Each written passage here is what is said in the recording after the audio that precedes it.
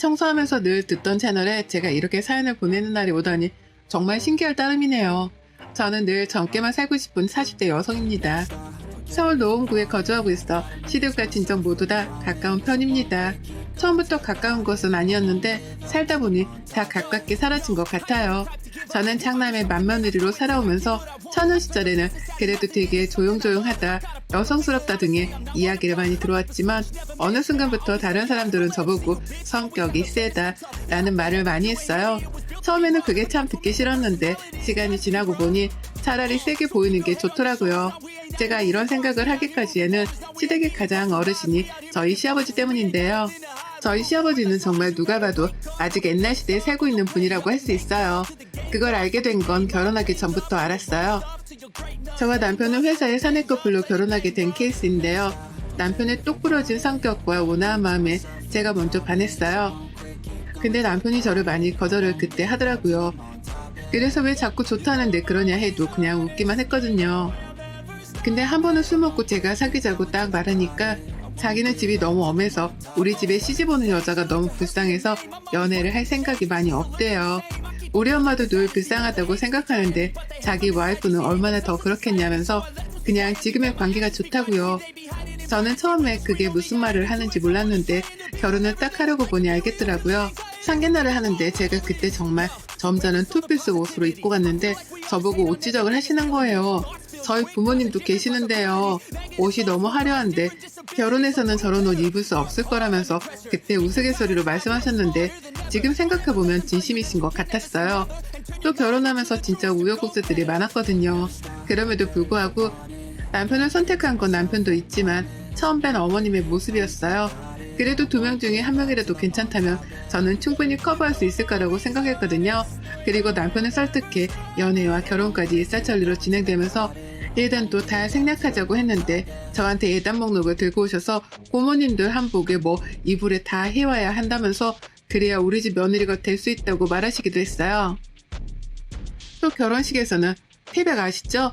요새 패백이 많이 없어지는 추세라고 하는데 그때 패백을 꼭 했거든요.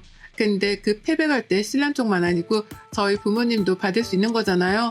뭐 법으로 정해진 것도 아니고요. 근데 절대 안 된다고, 그거는 법도에 어긋나는 거라면서 난리를 치셔서 저희 부모님이 받겠다고도 안 했는데 식장에서 신부 부모님도 그럼 함께 패백실로 내려가실게요 라고 안내해 주는데 갑자기 시아버지가 바로 화를 내면서 저희 부모님도 계신데 안 된다고 그랬다는 거예요. 저는 나중에 결혼식 끝나고 알았지만 이게 참 말이 되는 이야기인지 지금 시대에서 그렇더라고요.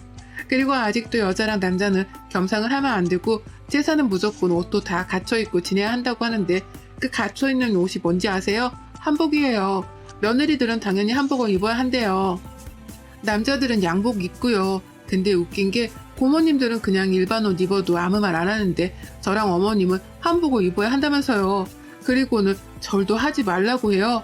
여자들은 절하는 게 아니라면서요. 혹시라도 제사 음식에 산 음식이라도 올라가면 거의 그날은 집에 폭탄이 터지는 날이라고 할 만큼 저희 시아버지는 굉장히 예민하시기도 하고 아직 조선시대에 살고 계시는 분이랍니다. 그래서 저는 가끔 어머님이 아버님 다 맞출 때면 정말 불쌍하다는 생각밖에 안 들어요. 저야 제사나 가끔 찾아뵙는 게 다지만 어머님은 매일 그 수발을 들고 있으려니 남편도 아빠의 성격에 질려서 시댁 가자고 해도 잘 가지도 않고 엄마만 맨날 불쌍하다고 하는 사람이에요. 다른 곳보다 저희 시댁이 유달리 제사가 참 많아요. 정말 알지도 못하는 분까지 제사를 지내는 시아버지 때문에 어머님은 제사에 제자만 나와도 막 소스라치게 싫어하시거든요. 1년에 제사가 명절 빼고 한 4번은 있는 것 같아요. 그래서 총 1년에 차례까지 하면 6번 정도 있죠. 우선 차례 2번 빼고 4번 중 2번은 남편네 할아버지 할머니 제사고요. 2번은 남편의 증조 할머니 할아버지죠.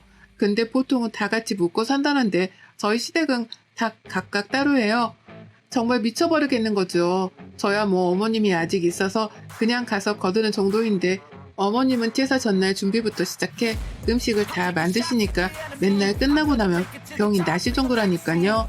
남편이 매일 이제 그만 제사 합쳐서 지내자고 말씀을 드려도 들은 채도 안 하세요. 그건 자기가 살아있는 동안에는 있을 수 없잖아요. 그래서 남편이 산 사람한테 못하는데 죽은 사람한테만 잘하면 뭐하냐고 하면 시아버지가 호통치고 난리가 나죠. 그래서 그냥 다들 아버님 그러자면 네네 하는 편이기도 해요. 저는 지금까지 제사에 대해서 뭐 딱히 좋지도 싫지도 않은 그냥 그렇게 살아온 사람이었어요.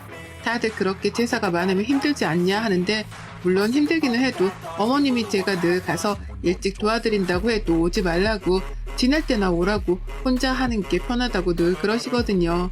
그래서 저는 정말 끝나고 어머님 도와서 하는 거 말고는 사실 딱히 하는 게 없어서 그렇게 싫지가 않았던 것 같아요. 그러다 올해 어머님이 갑자기 집에서 청소하시다가 쓰러져서 응급실에 가는 상황이 생겼어요.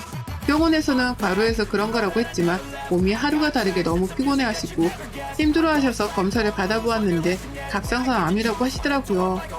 요새 갑상선 암 많이들 걸리고 회복도 빠르다고 하지만 어머님은 위치가 좋지 못해 반절제는 어렵고 전절제로 진행해야 할 것 같다고요. 임파선까지 전이가 된 상황이라 수술하고 나서도 많은 후유증이 있을 거라고 하시더라고요. 가족들 다 어머님이 항상 아픈 적이 없이 잘 지내셨으니 이번 일도 그냥 단순 감기일 거라고 생각했지만 갑자기 이런 결과가 나오니까 다들 놀라고 엄청 힘들어 하시더라고요. 특히 아버님께서 어머님이 어쨌든 암이라고 하니 신경 쓰는 것 같더라고요. 그렇게 어머님은 최대한 빠르게 수술을 진행하기로 했고 하고 나서도 잘 회복을 못 하시더라고요. 수술하고 나서 임파선까지 너무 전이가 커서 수술 이후에도 치료를 계속 받아야 할 것 같다고까지 병원에서 했으니까요. 원래 3, 4일만 입원하며 수술하고 바로 퇴원하는데 어머님은 몸이 너무 안 좋아 회복을 못 하셔서 거의 2주 넘게 병원에 계셨어요. 그때는 아무것도 못 드셔서 살이 정말 많이 빠지실 정도였으니까요. 퇴원하고 나서도 밥도 제대로 못 드시고 거의 말도 잘 못하시고 또 수술 부위에 덧나서 병원 다니시느라 고생하시고요. 그래서 제가 집에서 반찬 이것저것 해서 가져다 드리고 시아버지 밥상도 차려드리고 했거든요. 제가 보더라도 어머님의 상태가 정말 좋지 못했고 저는 어머님이 좀 쉴 수 있도록 차라리 혼자 잠깐 지내시면서 회복하시는 게 어떻겠냐고도 권유했어요. 한 달이라도 집안일도 안 하고 푹 쉬면서 간병인 구하자고요. 근데 아버님이 극구 반대를 하시더라고요. 요새 갑상선암은 암도 아니라면서 그냥 너희 엄마 꾀병 부리는 거라고 그러는데 참 평생 같이 산 남편이 저런 말을 하니 가족들 다 시아버지한테 질렸죠. 뭐 원래도 그 성격 어디 가겠나 싶었는데 막상 수술하고 주변에서 갑상선암 금방 회복한다 이런 말을 듣고 오신 건지 계속 금방 나을 거라고 그러더라고요. 그리고는 어머님 퇴원하고 2주도 안 돼서 다가오는 또 제사에 이번에는 남편이 나서서 가족들 밥 먹는 자리에서 이야기했어요. 아빠, 이번에는 엄마도 아프니 제사 넘기던가 넘기지 못하겠으면 그냥 다 사서 하자. 엄마가 제사 준비하기도 힘드니까. 라고 하니 아버님은 갑자기 얼굴이 새빨개지면서 너는 맨날 제사 타려. 당연히 엄마가 아파도 할 건 해야지. 며느리도 있고. 이러더군요. 어머님이랑 저는 그냥 조용히 있고 남편이 아무리 말을 해도 설득이 될 것 같지 않아 그냥 어떻게 해야 하나 고민하고 있었어요. 그래서 제가 어머님께 이번에는 그냥 사고 아버님께 했다고 하면 어떻겠냐고 먼저 제안을 드렸어요. 어머님은 그건 좀 그렇다 라고 하셨지만 어머님 몸 생각도 하셔야 하고 제가 해간다고 해도 어머님 마음이 불편하시니까 제가 한다고 하고 사서 가겠다고요.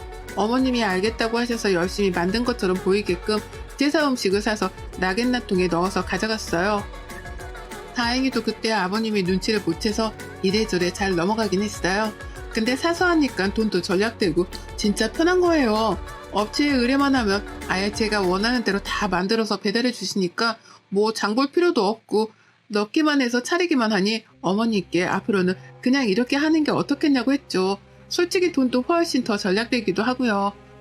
어머님도 생각해보더니 컨디션이 다시 회복될 때까지 그러는 게 좋겠다고 해서 저랑 어머님 남편 셋이 제사 때는 앞으로 음식을 사서 하기로 합의를 보았어요. 그리고 다시 또 몇 달 뒤에 두 번째 제사가 찾아왔어요. 근데 이번에는 그 아버님네 고모들이라고 해야 하나요? 고모님들이 어머님이 아프시니까 같이 와서 해주신다고 그러셨다고 했나봐요. 한사코 말렸지만 오신다고 하길래 그냥 저도 좀 일찍 가서 도와드린다고 했죠. 그렇게 제사 당일날 일찍 시댁에 도착했는데 온다던 고모님은 오지도 않고 어머님 혼자 끙끙거리면서 음식을 만들고 계시는 거예요. 아직 수술한 지 3개월도 채 되지 않으셔서 분명히 병원에서도 무리하지 말라고 그렇게 말씀을 드렸는데 아버님은 TV나 보시고 있고 어머님 혼자 끙끙대면서 하시길래 제가 아버님께 고모님들은 언제 오시냐 하니 곧 온다고 했대요. 그래도 깜깜무소식인 거예요. 솔직히 진짜 화가 나잖아요. 그냥 제사상에 간소하게 차리는 것도 아니고 진짜 거의 정석으로 다 해서 저희는 차리거든요. 근데 그 음식량을 보니 어머님이 그 아픈 몸을 이끌고 다 하셨는데 정말 화가 나더라고요. 전도 그냥 3개만 올리는 게 아니 저희는 6개 정도로 올리거든요. 동그랑땡, 느타리전, 팽이전, 동태전, 애호박전, 꼬치전부터 나물 3가지랑 탕국이랑 과일부터 시작해서 떡이랑 굴비랑 조기랑 대추, 밤, 은행 거의 정석대로 다 준비하는데 어머님이 이 많은 걸 다 했다고 생각하니 너무 아버님께 화가 나는 거예요. 그래서 제가 아버님께 아버님, 어머님 아직 몸도 성치 않으신데 이거 다 하시기는 이제 버겁다. 조금만 줄이는 게 어떻겠냐고 해도 들은 채도 안 하시더라고요.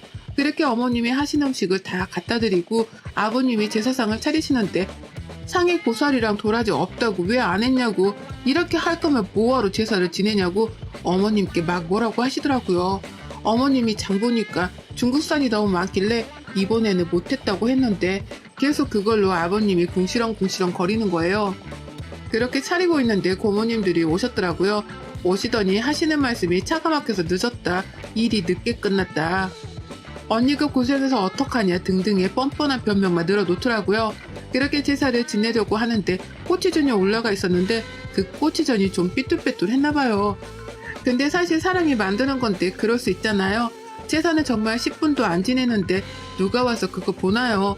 근데 아버님은 그거를 보더니 갑자기 터벅터벅 걸어가시더니 부엌 쪽으로 가서 그 꼬치전을 확 싱크대에 버리는 거예요. 이럴 거면 제사 지내지 말라고. 제사는 정성인데 이딴 거를 제사상에 올리냐면서 막 어머님한테 삿대질을 하면서 뭐라고 하시고 고모들도 있는데 막 어머님께 소리소리를 치더라고요. 남편이 화나서 그만 좀 하라고 하는데도 계속 어머님을 다그치는 거예요. 어머님은 다시 한다고 하고요. 그래서 제가 그 순간 성질이 뭐 같은 게 나왔나 봐요. 화를 참을 수 없이 주체가 안 돼서 아 좀 그만 좀 하세요 제발 소리 지르면서 상을 엎었어요.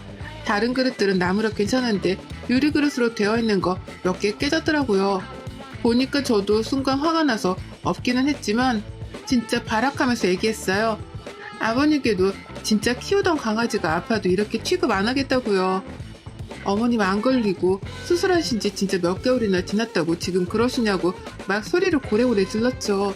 그리고 그 고모님들한테도 이번에 오신다고 하셔서 어머님이 하신다고 한 건데 지금 제사상 다 차릴 때 오지 않았냐고요. 같은 여자로서 진짜 그러는 거 아니라고 막 정신 나간 사람처럼 그랬던 것 같아요. 어머님은 우시고 아버님은 너무 놀라서 저를 바라만 보시더라고요. 그리고는 거기서 끝이 아니라 어머님 짐을 큰 캐리어에 꺼내서 다 담았어요. 어머님 보고도 여기 짐 다 담으시라고 그랬죠. 아버님은 뭐 하는 짓이냐고 나지막히 그러시고 고모님들은 제가 엎은 거 치우고 있고 뭐 정말 아비규환의 현장이었던 것 같아요. 그리고는 어머님 모시고 남편이랑 저희 집으로 갔어요. 어머님께 아버님이 잘못했다고 하실 때까지 절대 가지 말라고 신신당부를 드렸죠. 어머님은 울기만 하고 너희 볼 면목이 없다고 막 그러시는 거예요. 그런 이야기 하지 마시라고 여기서 좀 쉬시라고 그랬거든요. 남편은 저한테 너무 미안하고 자기가 못했던 거 해줘서 고맙다고 하더군요. 저도 그렇고 상 얻고 나서 당연히 좀 걱정은 되었지만 어머님을 보니 더 이상 그 집안에 있으면 안 될 거라는 생각이 들더군요. 그 뒤로 아버님은 어머님께 계속 전화하시는 것 같던데 제가 받지도 말라고 했어요. 그러면 아버님 또 그런다고요. 아니나 다를까 어머님께 한 문자를 보니 어디 옆에 내가 집을 며칠씩 비우냐면서 진짜 이혼당하고 싶냐면서 그런 말을 보내신 거예요. 아직도 이건 정신을 못 차린 것 같더라고요. 근데 어머님이 그 문자를 받은 저녁에 저와 남편 보고 이혼하고 싶다고 처음으로 말을 꺼내시더군요. 늘 이럴 때마다 하고 싶은 마음이 굴뚝 같았지만 너희들 봐서 참고 살았는데 이제는 몸이 아프니 이혼하고 혼자 홀가분하게 살고 싶은데 자기가 너무 오랫동안 집에 갇혀있다 보니 어떻게 살아가야 할지 잘 모르겠다고 막 우시는 거예요. 그렇게 남편과 저랑 어머님 셋이 울고 저는 상관없으니 저희 집에서 같이 살자고 했어요. 아침이 되고 어머님은 협의 이혼 신청서를 가지고 아버님을 만나러 가셨죠. 아버님은 이혼하자고 하면 못할 줄 아냐면서 그 대신 위조를 한 푼 없이 나가라고 하셨나봐요. 그랬더니 어머님도 지금까지 내가 희생한 게 있는데 말이 되냐면서 그럴 거면 서로 소송까지 가자고 해서 변호사 선임하신다고 하셨어요. 저와 남편도 그게 나을 것 같더라고요. 그렇게 이혼 신청서를 던지고 진행하기로 했어요. 생각보다 까다로운 게 많아서 어머님도 좀 힘들어 하셨지만 이혼하는 마음은 변하지 않으셨다고 밀어붙이셨죠. 근데 정말 여기서 더 충격적인 사건이 있었어요. 아버님이 어머님 몰래 바람까지 피고 계셨더라고요. 그것도 골프 동호회 여자랑요. 주말마다 골프 나가시고 외박하고 그러시더니 그 여자랑 만나려고 아주 어머님께 거짓말을 하고 나가고 하셨나봐요.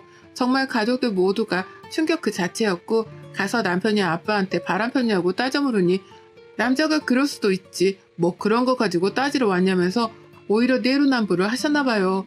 질려버릴 대로 질려버린 아버님의 성격에 남편 또한 가만히 있지 않았죠. 아버님 통장 내역에 그 여자한테 생활비를 준 건지는 몰라도 매달마다 일정한 금액이 나가고 있더라고요. 근데 어머님한테 주는 생활비보다 그 여자한테 주는 돈이 더 많았어요. 그런 말 다 했잖아요. 정말 철저하게 준비하기도 했고 남편이 정말 친한 친구 형이 변호사인데 엄청 유능하거든요. 아버님이 하도 우겨서 그냥 소송으로 진행했고 다행히도 소송에서 어머님이 더 유리한 쪽으로 재산분할과 위자료를 정말 많이 받게 되었어요. 지금은 칸통죄 같은 게 성립이 안 되는데 그런데도 그런 것들도 증거로 제출하고 하니까 다행히도 법이 어머님 편을 들어주더군요. 현재 살고 있는 집도 어머님 명의로 아버님은 뭐 세금 때문에 돌려놨는데 그것도 뺏겨 집에서 나가야 할 판이거든요. 소송 끝나고 어머님이 저희 보고 집으로 가자고 하더니만 옷장에서 아버님 옷을 전부 다 꺼내서 거실에 펼쳐두시더라고요. 그리고 가위를 가지고 와서 정말 옷 전부를 다 찢고 신발들을 쓰레기통에 다 담더라고요. 갖다 버린다고요. 집에 들어오던 아버님은 이 모습을 보고 생난리를 쳐서 남편이 내쫓았어요. 힘으로요. 그렇게 시댁에서의 한바탕 사건이 끝나고 어머님은 같이 살자던 저희 마음만 받겠다고 하시고 혼자서 살아보고 싶다고 하셨어요. 배우지 못했던 것들을 좀 배우고 친구들과도 여행도 다니고 싶고 조금 쉬고 싶다고 하셨어요. 몸도 많이 회복하셔서 이제 정상생활도 하고 계세요. 그리고 아버님은 어떻게 되셨을까요? 고모들이 집도 없어진 상황이라 뭐 원룸을 얻어주셨다고 하는데 그 여자랑 헤어졌나 봐요. 그 여자가 뭐 아쉽다고 돈도 없는 늑다리를 만나겠나요? 근데 헤어지고 나서 어머님께 아버님이 매일 전화하나 봐요. 뭐 자기가 안 그러겠다 하고 그런다는데 지금 와서 땡전화폰 못 가지니 저런 말씀 하시는 거겠죠. 자기가 가장이니까 늘 가장이 왕이라고 생각하신 분이어서 이제는 돈도 없고 고모들도 자기를 안 챙겨주니까 어머님 생각이 나겠죠. 근데 어머님은 아버님을 아예 차단하셨대요. 집 비밀번호도 싹 다 바꾸고요. 곧 이사도 가려고 생각하시는데 고민 중이신가 봐요. 이제 저희 어머님 정말 꽃길만 걸으셨으면 좋겠습니다. 누구한테도 말 못하는 저희 시댁 이야기 잘 읽어봐 주셔서 감사합니다. 우리 어머님 저에게 늘 고맙고 미안하다고 하시는데 이 자리를 빌어 저에게 늘 따뜻한 마음 보여주시는 어머님께 더 감사드린다고 말씀드리고 싶습니다. 여러분의 생각은 댓글로 남겨주세요. 오늘도 시청해 주셔서 정말 감사합니다.